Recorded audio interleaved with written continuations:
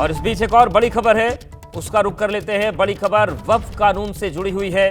लगातार जिस तरीके से सवाल उठ रहे हैं, वक्फ कानून के खिलाफ जो याचिकाओं का दौर सुप्रीम कोर्ट में है वो भी चल रहा है। और अब अपडेट ये सामने आ रहा है कि इस कानून के खिलाफ सभी याचिकाएं, जो कानून के खिलाफ याचिकाएं हैं, 15 अप्रैल को सुप्रीम कोर्ट में सुनवाई हो सकती है। तो सुप्रीम कोर्ट में 15 अप्रैल को सुनवाई संभव है। निपुण सहगल हमारे साथ जुड़ गए हैं। निपुण, लगातार जिस तरीके से याचिकाओं की संख्या बढ़ रही है, अब सुनवाई होने वाली है, क्या अपडेट है, क्या जानकारी है 15 अप्रैल को लेकर? बिल्कुल अवधेश, देखिए अभी तक लगभग 15 याचिकाएं दाखिल हो चुकी हैं और जिस तरह की सुगबुगाहट है वैसे में और भी याचिकाएं दाखिल होंगी।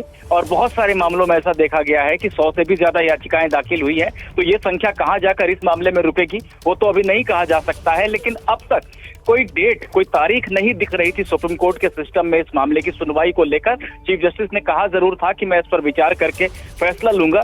अब कई मामलों में कंप्यूटर जनरेटेड डेट के तौर पर 15 अप्रैल की तारीख दिख रही है और आमतौर पे ये तारीख वही होती है जिसका निर्देश पहले ही चीफ जस्टिस की तरफ से दिया जा चुका होता है।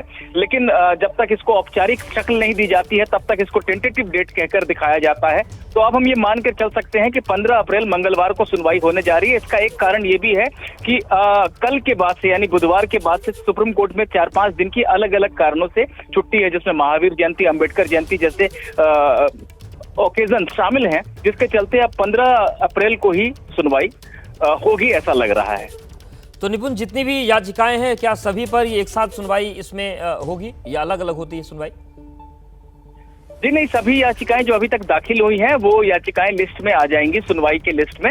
और अगर किसी की याचिका नहीं लग पाई होगी, जिसने दाखिल कर दी है लेकिन सिस्टम में अपडेट नहीं हो पाया होगा, वो व्यक्ति भी, अब उसका वकील भी वहां पर आ सकता है और सुप्रीम कोर्ट को बता सकता है कि मैंने भी याचिका दाखिल की है। जाहिर सी बात है कि शुरू में सबको विस्तार से बोलने का तो मौका नहीं मिलता है। कोर्ट को जो भी उचित लगता है वो किया जाता है। और सबसे पहला स्टेप तो यही होगा कि अगर सुप्रीम कोर्ट सही समझेगा तो थोड़ी देर की सुनवाई के बाद मामले पर केंद्र सरकार को नोटिस जारी कर एक अगली तारीख दे देगा।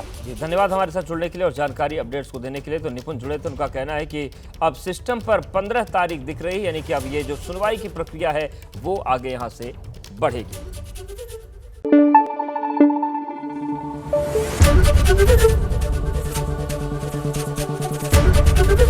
एबीपी न्यूज आपको रखे आगे।